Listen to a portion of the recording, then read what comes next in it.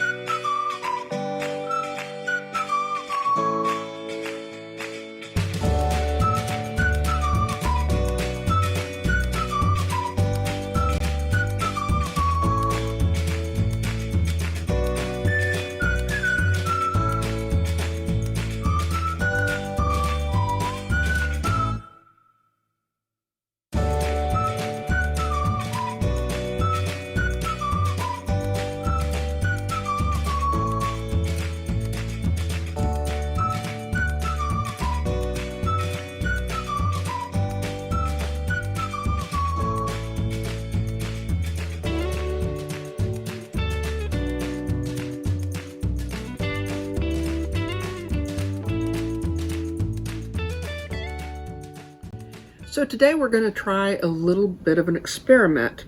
We're going to move forward cautiously and on an expendable piece of the drawing, but we're actually going to try to iron out some of these folds and wrinkles at the edges of the drawing, and we're going to do so very carefully and delicately. And we're also going to work in an area where if something unfortunate happens, we will not lose any of the information on the original drawing. So let's get started.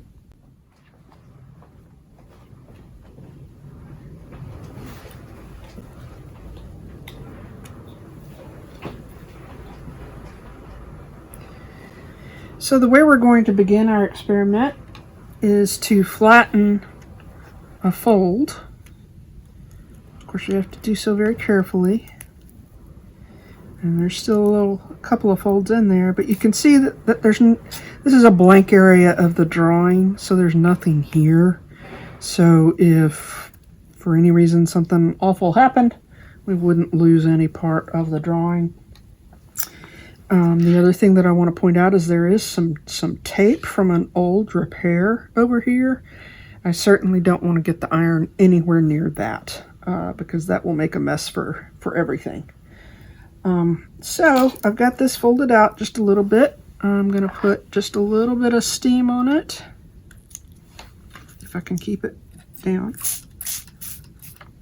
All right. I'm going to take a bone folder and smooth that out a little bit more now that it's moist.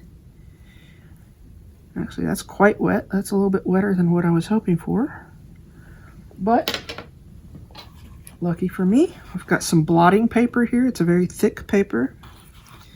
I'm going to place that over that area and then put my iron on it. I'm going to make sure I don't get too close to where that tape was.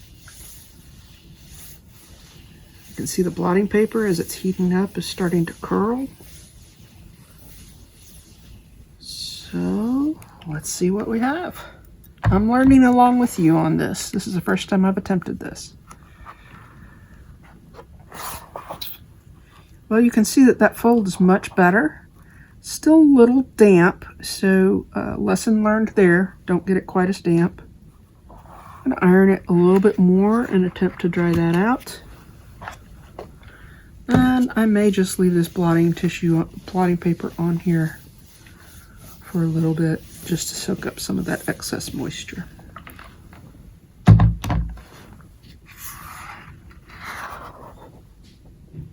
And you do see it's starting to curl back up. So that's getting quite hot. So I'm going to give it one more coverage. And then I'm going to put some weights on it.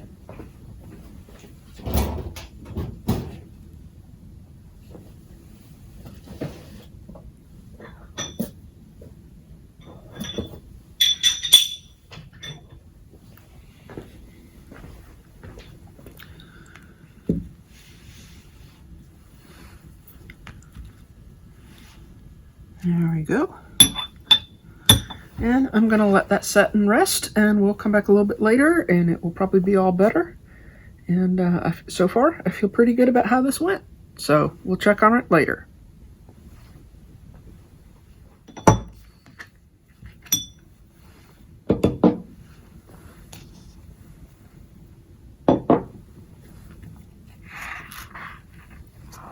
And you can see how much flatter it is, and it is stable and there's no damage. So this is a good thing.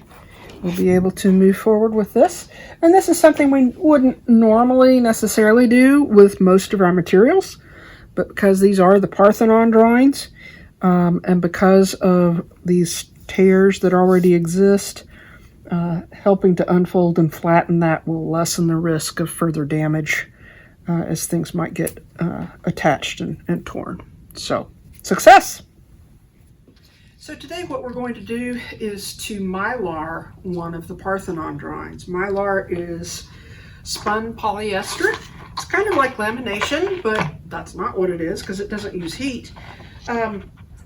And what I have here is my roll of Mylar, a tape measure, a rotary cutter, and a straight edge, cutting mat, and I've already measured my drawing, so I know what size I need to make this, and we'll go from there.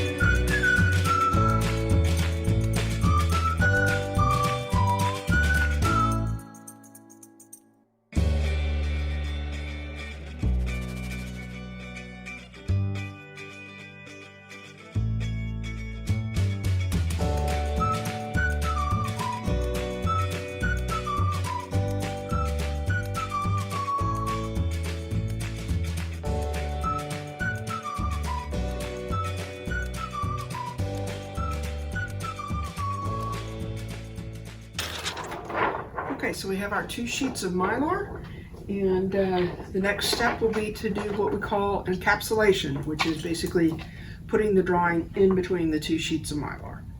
Okay, so what we're going to do next is to make basically a Mylar sandwich. We're going to take these 2 large sheets of Mylar and put one on the front and one on the back of this drawing, and we'll show you how that's done very carefully. Obviously you can see how fragile this is, and some of the tears that are there. And we will also be using what's called a Mylar sealer, and that will seal the edges of this Mylar sandwich that we're getting ready to make.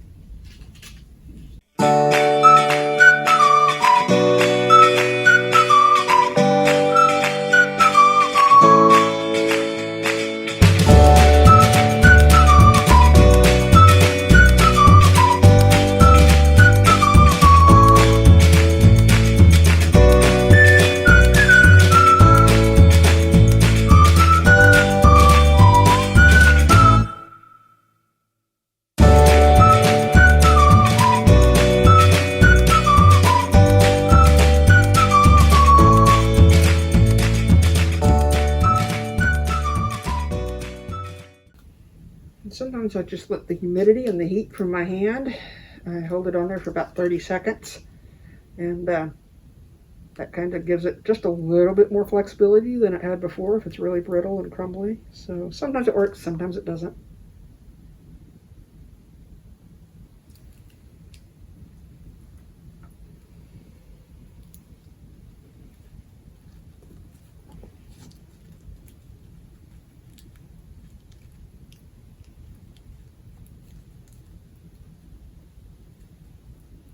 So I'm trying to do all this straightening before I put on the top layer.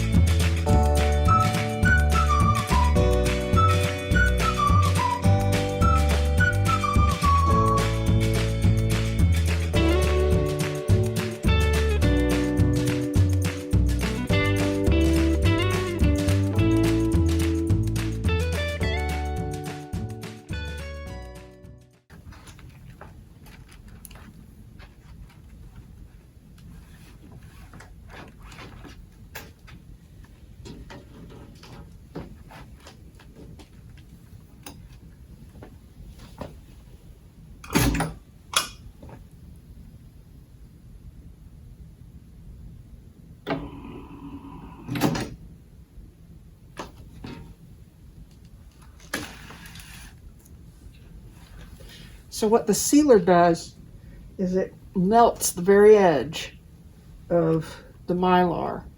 That does create a seal, but it's just the very edge, so that still allows the document on the inside to breathe a little.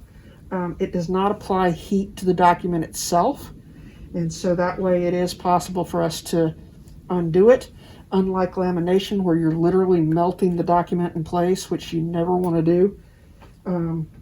So that's what this is doing. It operates with a foot pedal, and so all I have to do is step on that and that will activate it.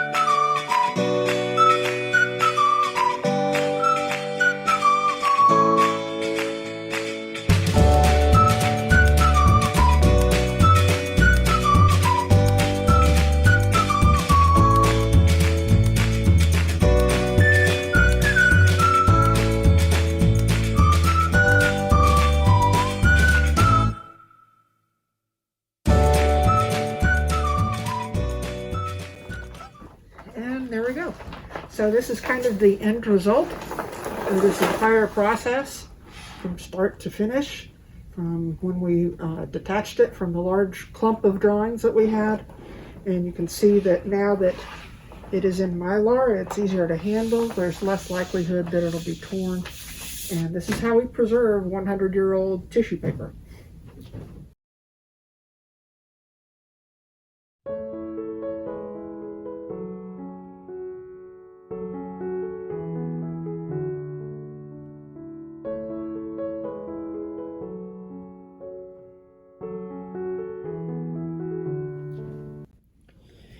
So for this part of our project, we have finished what we were working on with the clump of materials that we started with.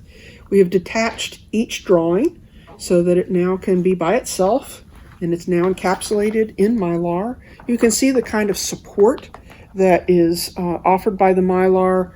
The torn edges are no longer at risk of being damaged by handling and entangling with the other drawings. This whole process took probably between maybe 30 and 40 hours for all of the activities that we have been doing, and this is just a small portion of our drawings. This was maybe 5 or 6 different drawings. We have over 100 in the Parthenon collection. In addition, we want these materials to last another 100 years. We want them to be here for your grandchildren. And so because of that, we also ask our patrons to help us preserve these materials. And you can do that by, when you come in, looking at what we call reference copies. And so these are black and white copies of the drawings. They're actually much easier to use. They are on regular paper. They're black and white. You don't see the deterioration that are on the original, so they're actually much easier to read. And so we would ask people to use these when they come in to do their research. So we hope you've enjoyed learning more about what we do here in Special Collections and some of the unique materials that we have and the activities that we are still doing every day to preserve Nashville's history. Thank you.